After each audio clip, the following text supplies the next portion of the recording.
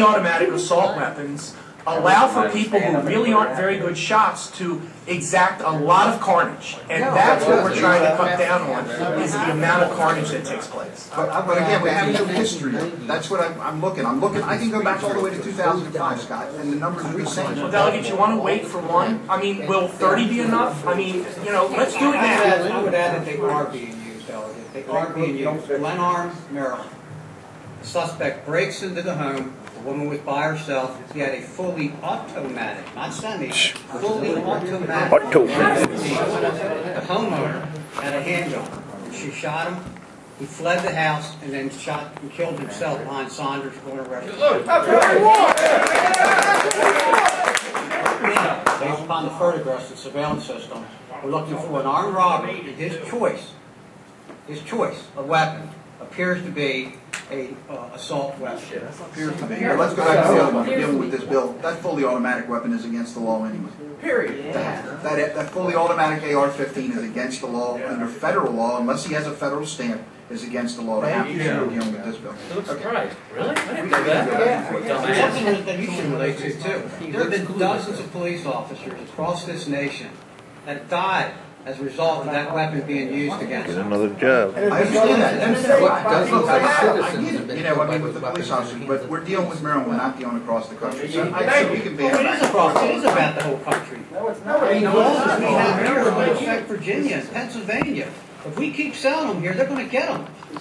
They're going to get them. They still sell them in Virginia, so so we're still going to get them here in Maryland. What they're saying. I mean, if we reverse it. All right, let's go to the next step. We're talking about Newtown as an example, and you want to put $25 million into, you know, this safety, you know, the door locks and the glass.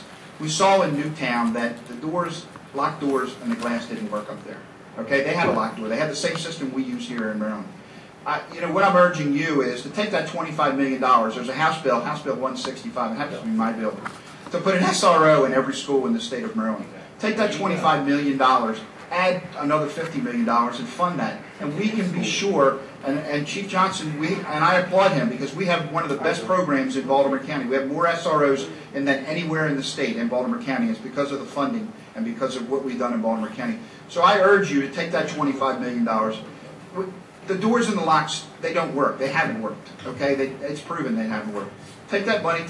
Please look at SB 165. Fund that bill completely, where we can keep our kids safe and put a police officer in every school. Right. Amen.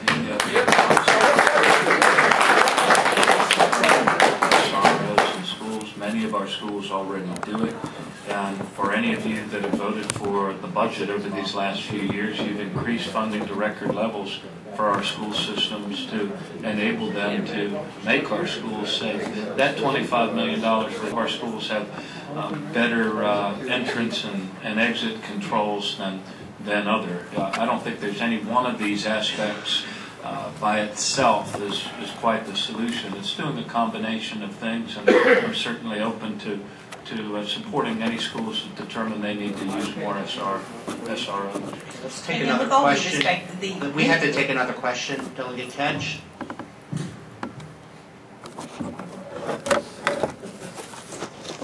Chairman, thank you, Governor, and everyone here supporting this particular legislation. As many of you know, I'm a former math teacher, so I look a lot at numbers, statistics, and you know, when I look at these numbers and statistics, I see that Maryland is one of the top 10 violent states in the United States. I also see that Maryland we're one of the top 10 states with the toughest gun laws. And then I look at the states in the United States, and I see that many states who don't have strong gun laws, they're among the safest states in the United States.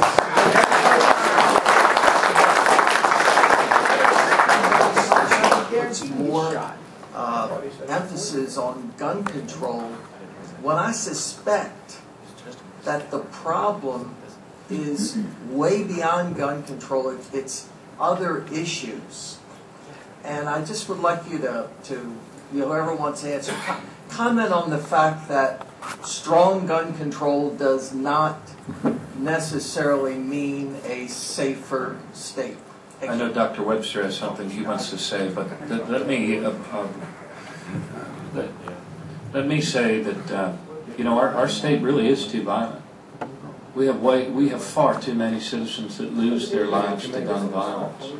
And we've made some tremendous strides, Delegate, over these last few years. I mean, you talk about still being in the top 10. I believe, correct me if I'm wrong, Mr. Superintendent, I believe we're now like 9th in the country. We were even higher than that. We had the highest number of PhDs, and we put the greatest number of people in body bags from gun violence. It's appalling. It's an outrage. Violent city in one of the wealthiest states in America, and to have that designation year after year before we came together to turn it around, and we are turning it around. Baltimore achieved the 3rd biggest reduction of violent crime of any of the major cities in America over the last 10 years. The reason we're here, and the reason this issue is salient, and the reason that we are considering reinstating this ban on assault weapons is because of the carnage in Newtown, because of the carnage in Wisconsin, because of the carnage in Colorado, because of the carnage in Arizona. We are here because we are thinking rational human beings. And when we see things like that happen, we feel a responsibility to do something more in order to save lives. The 35 police officers who have been murdered by assault weapons since the ban lapsed are 35 police officers that didn't need to be. There were people who were needed in this world, as were the other Americans. And so, yes, there are many things we need to do, and we are doing them. I wish they were all working even quicker than they are. If you want to learn more about our strategies for this, and they are comprehensive, they include the drug treatment dollars that many of you support. They include the earlier interventions in the lives of children. Last year we reduced juvenile homicides by 30% from one year to the next. Those things don't happen by themselves, but one key component, according to all of the mental health specialists and also chiefs of police, is this reasonable ban on assault weapons. Dr. Webster? Yes, thank you, Delegate, for your question. It's one that commonly comes up. Comparing states can, of course, get very tricky. And the states with the stronger gun laws tend to have more urban populations. And a very consistent correlate over any study you want to look at that is going to compare populations against one another. The ones with the greatest concentration of their population in urban areas tends to have more violence. And so that is partly why you see some of these relationships. But the other thing I want to respond to is just this general rough ranking in terms of strictness of gun laws. I've been studying gun policy for over 20 years, and I've never found that to be particularly useful. I found it far more useful to look at very specific policies. What is in place?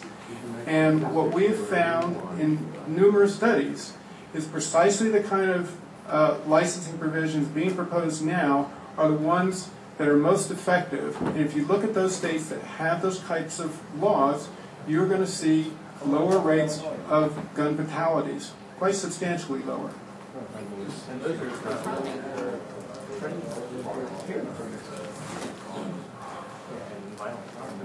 My concern is with respect to this particular bill, what is missing with respect to mental health. I don't see any funding going to the communities directly to help with community-based services for mental health.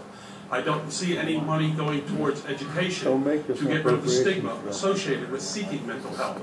And then it seems that we overbake the cake when we turn around and say that anybody now seeking a voluntary commitment who is not violent, such as someone comes in who maybe has anorexia, they're there for more than 30 days, they no longer can now have the opportunity to go hunting or purchase a firearm after that. Or a battered woman comes in and she seeks help through mental health treatment, gets it, and the result is, for seeking the mental health treatment under this particular bill, voluntarily coming in now for the first time, she'll be denied the ability to get a firearm to protect herself. How do we